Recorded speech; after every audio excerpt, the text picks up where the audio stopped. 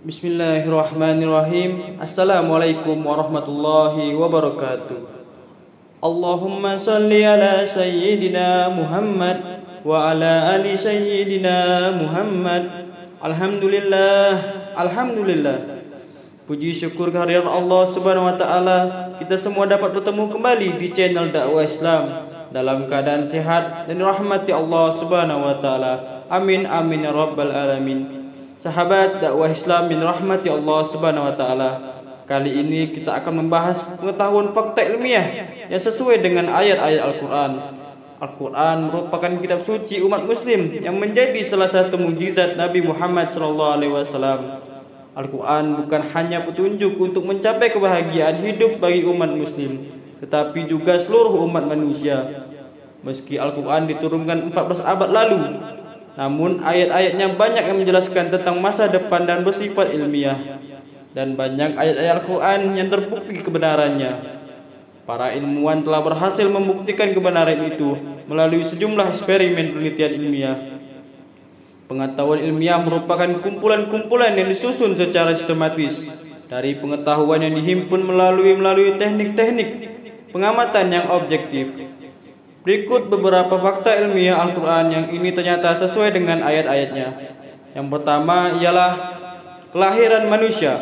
Dalam Quran Surah Al-Waqiah ayat 57-59, kami telah menciptakan kamu, maka mengapa kamu tidak membenarkan? Adakah kamu perhatikan nuktah benih manusia yang kamu pancarkan?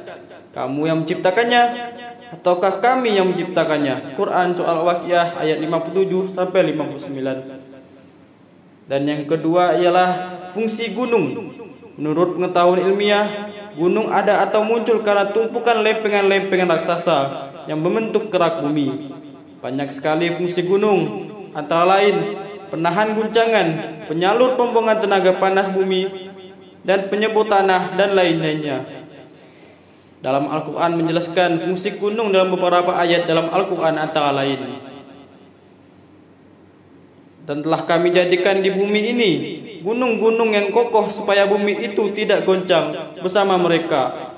Dan telah kami jadikan pula di bumi itu jalan-jalan yang luas agar mereka mendapat petunjuk. Quran Surah Al-Anbiya ayat 31.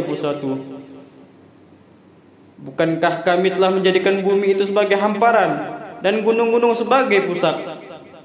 Quran Surah An-Naba ayat 6-7. Sahabat beriman dakwah Islam yang rahmati Allah Subhanahu wa taala.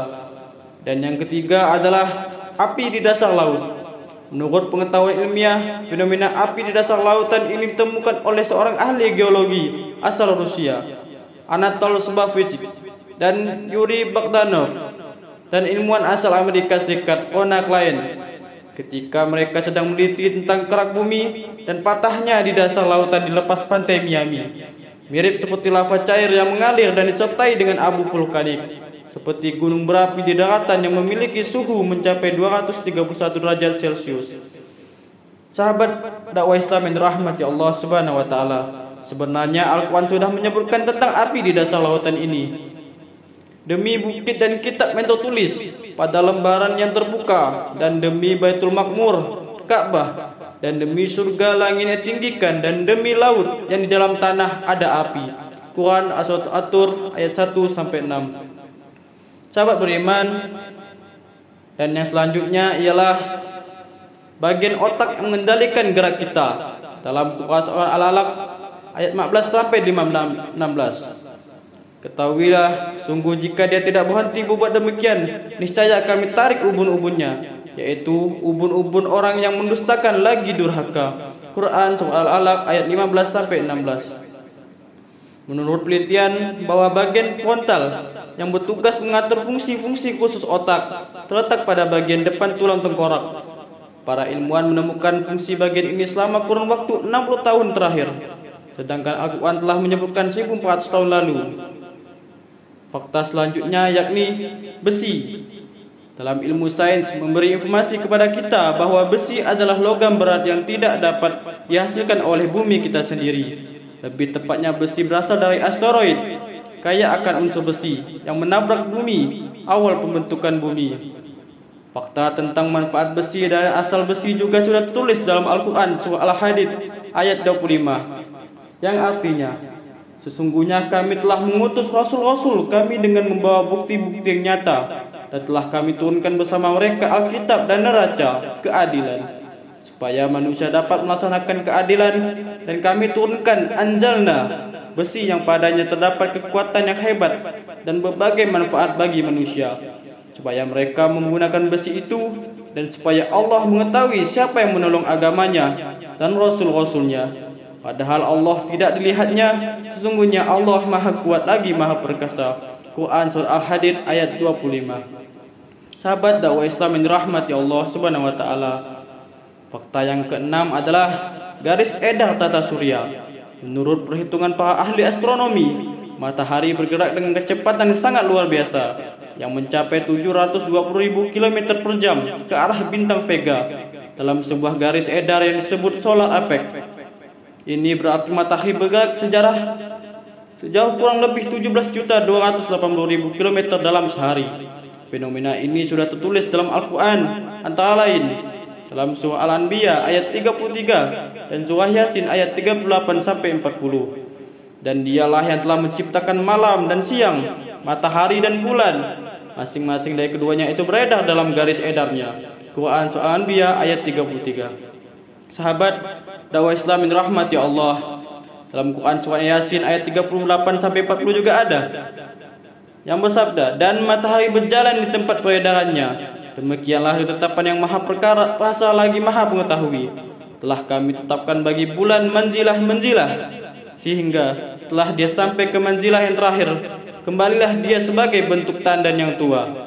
Tidaklah mungkin bagi matahari mendapatkan bulan, dan malam pun tidak dapat mendahului siang, dan masing-masing beredar pada garis edarnya. Quran surat Yasin ayat 38-40.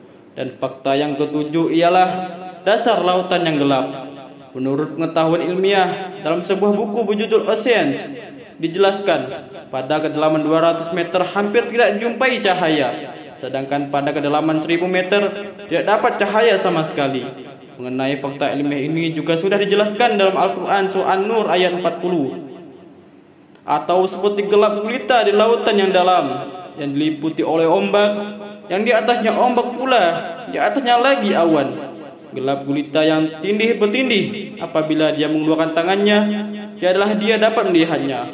Dan barang siapa yang tidak diberi cahaya atau petunjuk oleh Allah, tidaklah dia mempunyai cahaya sedikit pun. Quran surah An-Nur ayat 40. Sahabat dakwah Islam yang dirahmati Allah Subhanahu wa taala. Fakta yang berikutnya adalah relativitas waktu. Albert Einstein pada awal abad 20 berhasil menemukan teori relativitas waktu. Teori ini menjelaskan bahwa waktu ditentukan oleh massa dan kecepatan. Waktu dapat berubah sesuai dengan keadaannya. Beberapa ayat dalam Al-Quran juga telah mengisyaratkan adanya relativitas waktu ini. Di antaranya dalam Al-Quran surah Al-Hajj ayat 47, surat As-Sajdah ayat 5, dan Al-Quran surah Al-Mariyat ayat 4. Sahabat beriman dakwah Islam yang dirahmati Allah, fakta yang ke-9 adalah sungai di dasar laut. Fenomena sungai di dasar laut ditemukan oleh ilmuwan asal Prancis bernama Jacques Costacu. Dia berhasil menemukan air tawar yang mengalir di antara air laut yang asin di dasar lautan. Para ahli menyebut fenomena ini sebagai lapisan hidrogen sulfida, karena air yang mengalir di sungai dasar laut ini memiliki rasa air tawar. Selain itu, sungai dasar laut ini tumbuh daun-daunan dan pohonan. Subhanallah. Fenomena ini juga sudah disebutkan dalam Al-Quran surah Al-Furqan ayat 53. Dan dialah Allah yang membiarkan dua laut mengalir berdampingan, yang satu tawar dan segar, dan yang lainnya asin. Dia jadikan antara keduanya dinding dan batas yang tidak tembus. Quran surah Al-Furqan ayat 53. Fakta penelitian yang terakhir adalah sidik jari. Setiap manusia memiliki ciri sidik jari yang unik dan berbeda antara satu orang dengan yang lain. Keunikan sidik jari baru ditemukan pada abad 19. Sebelum ditemukan itu, sidik jari hanya dianggap sebagai lengkungan biasa yang tidak memiliki arti. Dalam Al-Quran surah Al-Qiyamah ayat 3-4 menjelaskan tentang kekuasaan Allah. untuk menyatukan kembali tulang belulang orang yang telah meninggal. Bahkan Allah juga mampu menyusun kembali ujung-ujung jarinya dengan sempurna. Quran Soal Qiyamah ayat 3-4 yang berbunyi, apakah manusia mengira bahwa kami tidak akan mengumpulkan kembali tulang belulangnya? Bukan demikian, sebenarnya kami kuasa menyusun kembali jari jemari dengan sempurna. Sahabat dakwah Islam yang dirahmati Allah Subhanahu wa taala, itulah fakta-fakta ilmiah sesuai dengan ayat-ayat Al-Qur'an. Semoga kita semua diberkahi dan dosa kita diampuni oleh Allah Subhanahu wa taala. Amin amin ya rabbal alamin. Wassalamualaikum warahmatullahi wabarakatuh.